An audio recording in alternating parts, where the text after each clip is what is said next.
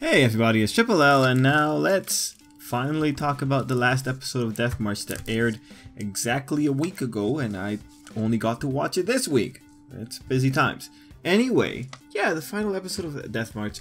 This season of Death March ends off on a nice light note, a nice romp through the countryside, ending a relatively okay political intrigue plot. You know, just like it was a pleasant time all around.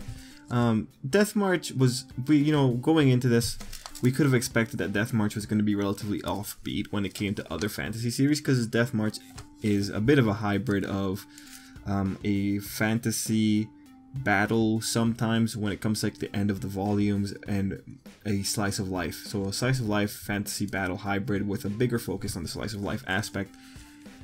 Yeah, this kind of ending,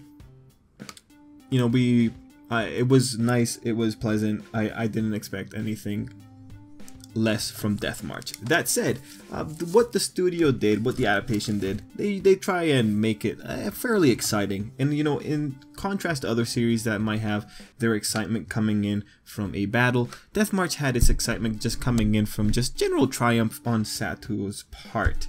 And when you look at the actual final conflict here, there was something neat to it, right? Like it was pretty simple. It was just basically trying to outwit someone else, and this is I think a little bit more satisfying than just a regular battle, because at this stage the enemies that Sato could face if you were to go into a full-on battle-like sequence, Sato is obviously going to be able to cream the majority of people. But when you have like the societal intrigue, when you're having to deal with, say, a guy coming up and sabotaging your pottery kiln because he's trying to screw you over as much as possible, and then you have Sato trying to outwit him with his overpowered abilities, like, yeah, I think that in this stage that type of shenanigan is a bit more worthwhile and entertaining to watch, at least only in this stage of Death March.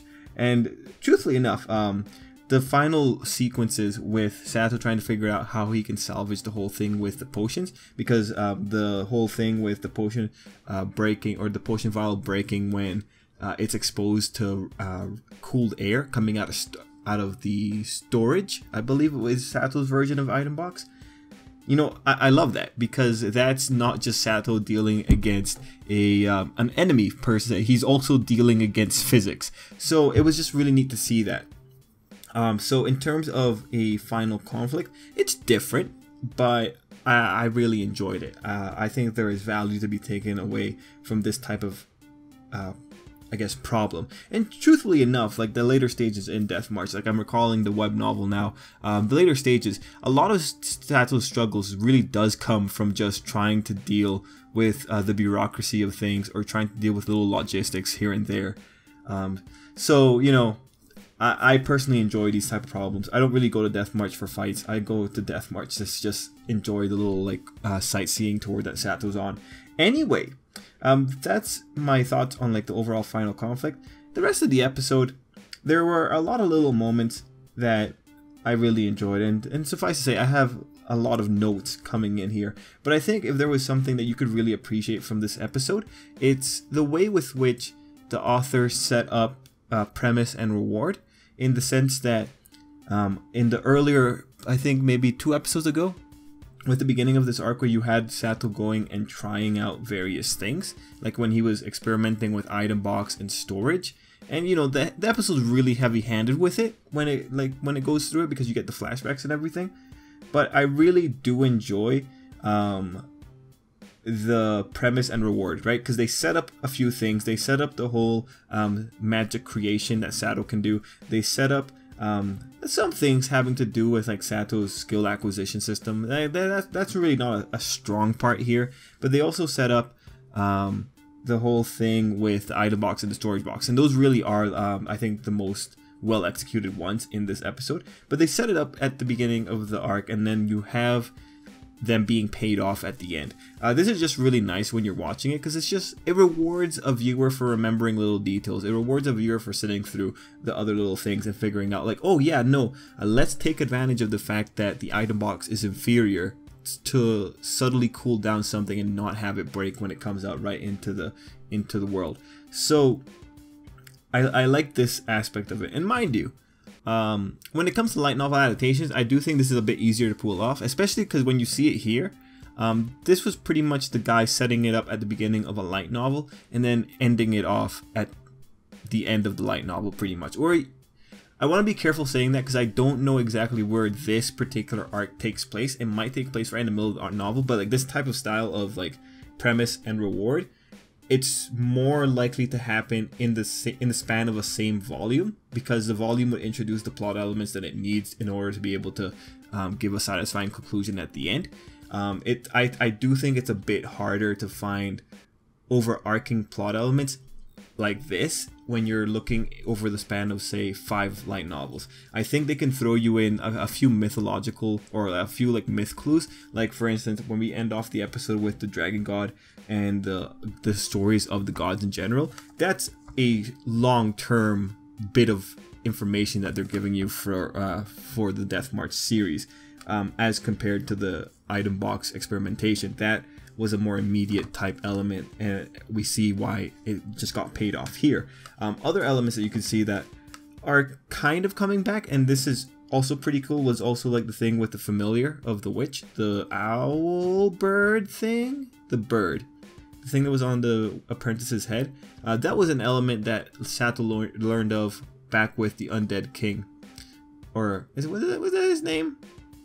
Zen. Anyway, with Zen, right? So you have like that little detail being carried forward. If anything, like for sure, when it came to Death March, the author was really good at maintaining elements for use later on, and whenever he needed to introduce an element, he was pretty good about introducing it at the very beginning and then having it paid off later on. So that's just really applauding him, only because I'm pretty sure that writing a novel, it's not the same as, say, a manga, which can be completed over the span of 1 or 2 weeks, but rather a novel I'm pretty sure is completed over the span of a few months. So, you know, just appreciating the guy.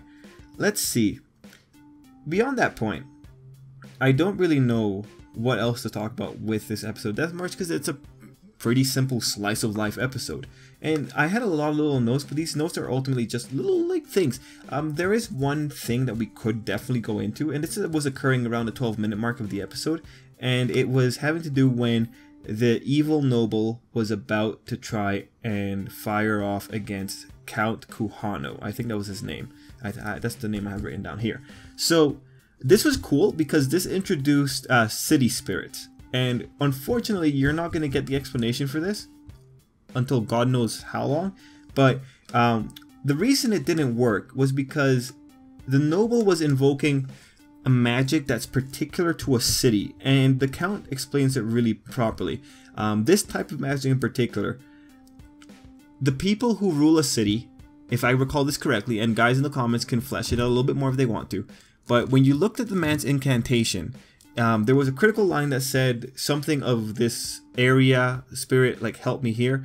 The people who rule over a city have a right to a particular magic that, I guess, originates in the city. It's like a magic spring or something. Sato also has control over one of these areas of magic because he got it from the Dragon Valley.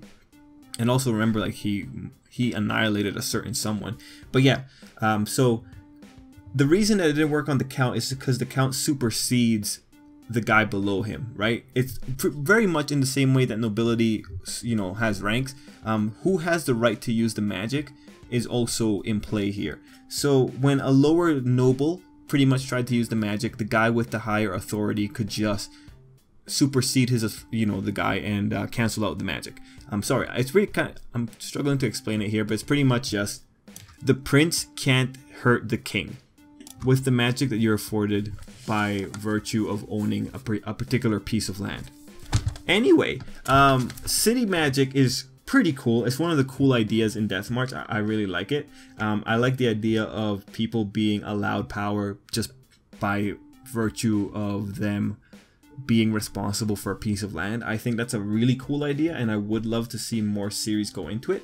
And even Death March. Unfortunately for like Death March, I do believe this aspect of magic becomes a sort of passing plot element because Sato doesn't really need to make use of it too often. But I still think it's a very cool idea, because now it's like when it comes to your nobility, you can actually have your nobility have power, and that's, you know, that can solve a lot of problems. Anyway, if we were to talk about other little things that were going on for this one, you know, there were all the other harem elements. We had harem like full on in this episode, what with Sato ending the episode off with all the girls surrounding him, or the majority of the girls surrounding him, and then with the moments with Nana and her magic redistribution thing. That was funny. When Nana was there, I kept getting reminded of the Fate series. That's one note that I have there. And then, you know, we had little things like Pochi having a really good nose to be able to find what can be what's edible. And yeah, overall, it's a pleasant episode. It featured Sato unleashing quick thinking. It featured the girls doing little things, but like still trying to characterize themselves more or less. And it featured the introduction of a pretty cool system of magic. Now, unfortunately, I looked and I don't know when the next season of Death March is going to be happening. And truthfully, I think Death March should have been a show that got the 24 episode treatment, like how Overlord's going to get this season. But it's, what can you do?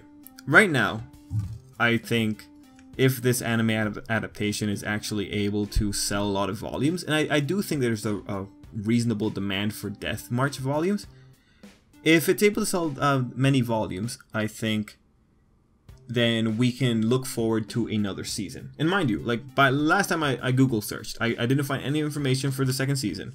But if it's able to move volumes, we have good reason to expect another season.